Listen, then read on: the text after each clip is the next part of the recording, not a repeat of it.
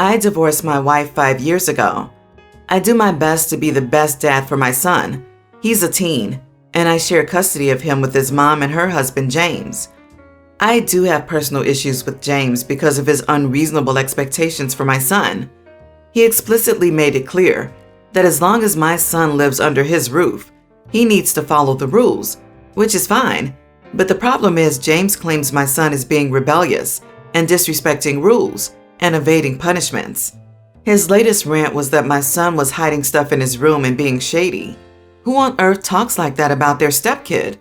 As a step-parent myself, I treat my stepkids as my own and not as if they were some neighborhood kids. I found out days ago that James removed the lock my son bought after his stepbrothers kept taking his stuff. They broke his drone camera and eliminating any privacy. When I went to speak to James, he said my son was hiding stuff, though my son said he wants privacy and for his stepbrothers to stop taking his stuff. James argued that transparency is essential in his house and closed doors mean problems. Besides that, I'm teaching my son antisocial behavior instead of encouraging him to bond with his stepbrothers through sharing. He also said my son's a bad influence on his stepbrother since now they want locks too. In the heat of the moment, I got mad and called him paranoid for removing the lock.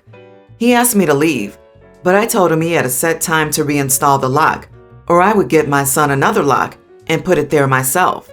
He laughed, saying he'd love to see me try and do that in his own darn house. He threatened to call the cops for trespassing, but I reminded him that's my son's house as well. He asked if I thought my minor son legally owned the house, and then told me to leave again.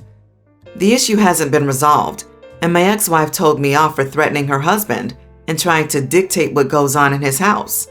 I fought with her and called her a terrible mother for letting him treat her flesh and blood this way. She said I don't get to talk to her like that because she never agreed on removing the lock, but can't do anything about it. Basically saying she won't make her husband angry, which is typical.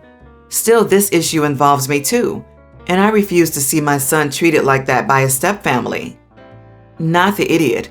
Your son is old enough to tell a court that he'd like to come live with you permanently. Stepdad will no longer be a problem.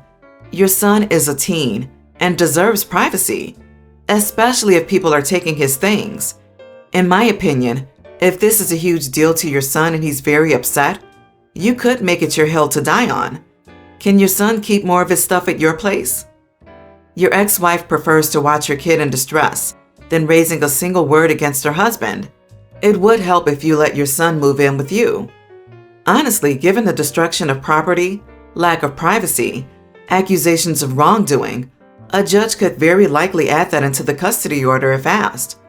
I'd remind your son's stepfather that stealing, removing the lock your son bought, and destruction of property, breaking his drone, are crimes, and also follow up with police reports about any further problems. You are the idiot.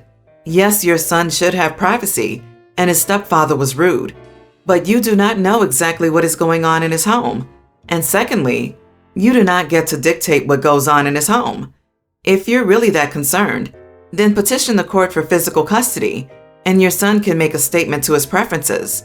But you do not get to dictate anything, let alone try to enforce it in his home.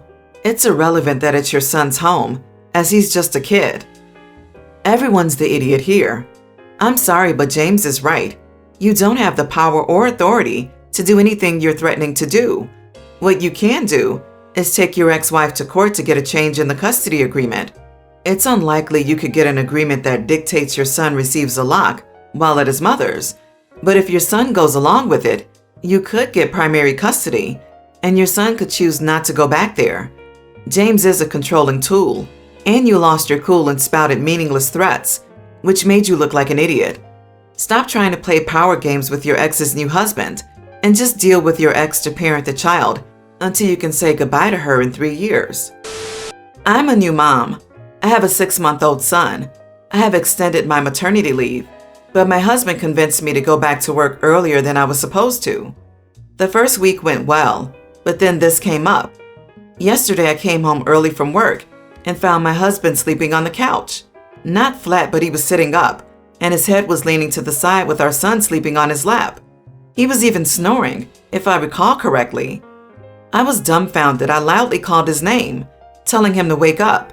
He then asked why I came home early, but I asked how long he had been sleeping like that. He said he didn't know exactly, but after our son fell asleep. I went off on him and said he shouldn't have let our son out of his sight, but he did that when he closed his eyes. He said he was just napping and our son was with him, not in the other room. Still, I stated he should never be sleeping while alone with our son, and that there's no one else in the apartment because anything could happen in seconds.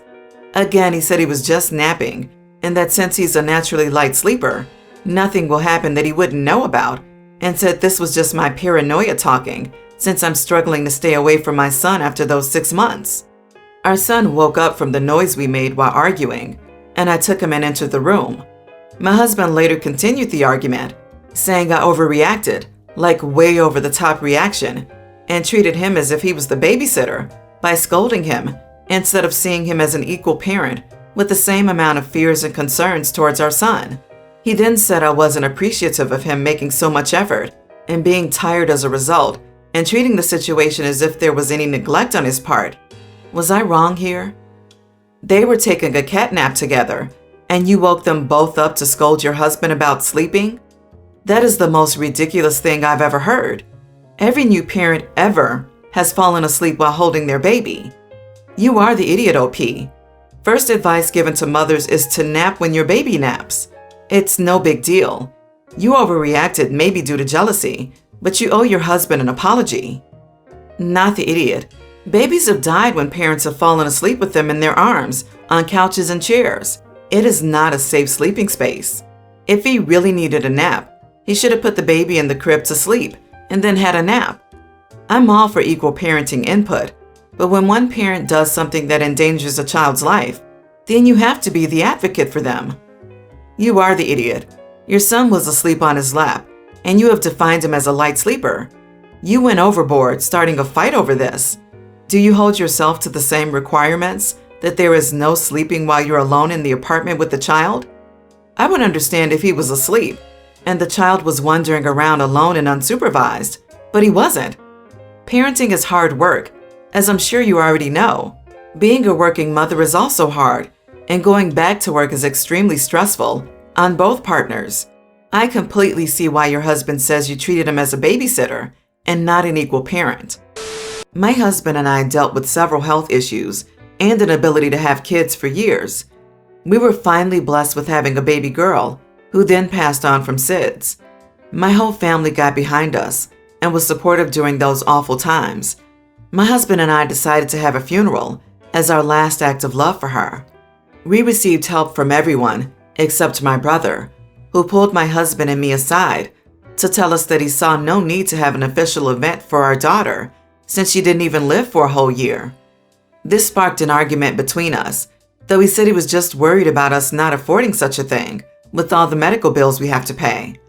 I told him my daughter had a birth certificate and a death certificate to prove her existence, since he acted like she didn't exist or live long enough to be considered a person. He called me oversensitive and didn't attend the funeral, saying he was sorry for our loss, but a funeral wasn't necessary and we should get real therapy to deal with our trauma. I've distanced myself from him, and he reached out several times and left emails talking about how sorry he was for how he acted around my daughter's passing. He even got my family involved to try to reconcile, which I was going to consider doing. Then a few days ago, my parents came over saying my brother is struggling with money and can't afford a venue and can't postpone the wedding. They asked if I could let him use my spacious backyard for his wedding and use this opportunity to get together as a family and work out our disagreements. My husband said no. He wouldn't let my brother into the house after how he treated our daughter's death and told my brother he doesn't need a wedding if he can't afford it, and I agreed with him. Mom said my brother already reached out to apologize, and by refusing, I'm making things more complicated. I admit that my brother matters to me a lot, but I just find it extremely hard to do what he's asking right now, and my husband isn't having any of it. He kept saying no and stated that if I let my brother have his wedding in our house, he'll pack and move out, which has created an issue in my marriage. My parents said my husband was the problem then and was emotionally hurting me and isolating me from the family. That's when I got into an argument with them and told them to drop it, but they kept saying I was lashing out of grief and hurting everyone around me. I said I would not do it and they had to respect that, but they still say I'm just parroting my husband's words because I'm probably afraid of him and whatnot, and asked how I'm going to be resentful and hold a grudge against my brother. Not the idiot. OMG. Your brother is an insensitive little prick. If that were my brother, I would never talk to him again. And your parents are the idiots as well for acting like you overreacted. After all, their son thought their granddaughter didn't need a funeral. Again, if I was you, I wouldn't talk to your brother or your parents. Not the idiot. Your brother sucks and doesn't need a wedding if he didn't think his niece needed a funeral. Why should you sacrifice your marriage just because your brother is cheap? If he wants to get married, he can go to the courthouse and save up for a big old party later, or he can maybe contact the local park. Your brother should have just shown up at the funeral and kept his fool mouth shut. If he was that concerned with your financial problems, he could have chipped in money to help you with your bills. Instead, point out that they're having a hissy fit over a backyard, while you two are angry about him disrespecting your loss. Then I'd go no contact as long as they keep squawking about this. Me, 25 female, and my boyfriend, 26, moved together a few months ago. I'm not American, maybe I need to say this, and he is. Also, sorry, English is not my first language. Firstly, we agreed that I would cook because he hates cooking, and he would do another chore. This was fine by me because I like cooking. The problem is that he is an extremely picky eater, so this has been problematic. I really like spices, not just pepper. I come from a country where we cook with a lot of spices. He likes the food as bland as can be. I tried not to use too many different spices and make it blander, but in a way I would also enjoy it. But he hates everything I make. For example, if I cook rice, I usually use garlic, sometimes onion, and sometimes add vegetables. He wants the rice just cooked in water without anything. If I cook some meat, I use spices, but he wants to only have salt. It would take too long for me to make 2 different meals every night. We only eat together at dinner. So I said that we should make our own food. The kitchen is big enough for both of us to work simultaneously if needed, and we could sit together to eat anyway. But that made him completely angry because he hates cooking, and if I'm already cooking, I should make some for the both of us, and I should make everything to his taste and just add some sauce to my plate. He also hates the smell of my food, so he doesn't want me cooking what I like when he's home. Now, cooking that I loved has become a nightmare. I don't know if I should just accommodate his taste and eat what I want at lunch or when I'm alone.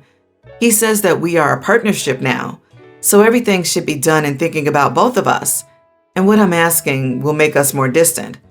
It's my first time living with an SO, so I don't know if this is normal, and he's right, and I'm being petty. However, he's sulking now and refusing to discuss this with me if I don't apologize for being selfish.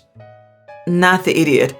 This guy is not a good match if you can't even cook what you want at home if your fundamental tastes are so opposed. His sulking is a red flag here. Adults discuss disputes and resolve amicably. They don't sulk and accuse you of being selfish when they're the ones being selfish. Projection. They don't sulk until you apologize for being selfish. What the actual heck? None of this is normal. He gets angry because he insists you do all the cooking and hates what you cook. What are you to him? Nothing more than a bang maid? Ugh. Not the idiot. We're a team, so we do what I want, is the gist of his argument. You've offered a compromise. He's offered none. Sauce is not a compromise. Maybe make him frozen food and make what you want for yourself. He can wear nose plugs if the smell bothers him. OP, if he hates everything that you cook, then he needs to make his own food. There's nothing wrong with that. Sometimes people learn to enjoy cooking from another person's culture. Sometimes they don't. But don't try to Americanize your food for him. So he wants bland food and sulks when you don't accommodate his crappy taste in food. Are you sure you're not living with 3 children stacked on top of one another, wearing a trench coat, and pretending to be an adult? I would dump him and find someone who understands what healthy compromise is, and better yet, loves and appreciates your cooking. I just bought a house in a suburban area, and on Halloween weekend, My friends and I planned on going camping and making a party of it. We'd be going from Saturday afternoon to Sunday evening. I've never lived in a place that does much trick-or-treating. I grew up in a rural area where every house was a mile from the next, and then I lived in a college town where the thing to do was throw a house party or go out to the bars. So when I absent-mindedly headed out on my camping trip, leaving my outdoor lights on and pumpkins on my porch, I didn't think much of it. I got home from camping, and there were a bunch of kids and parents waiting on my porch.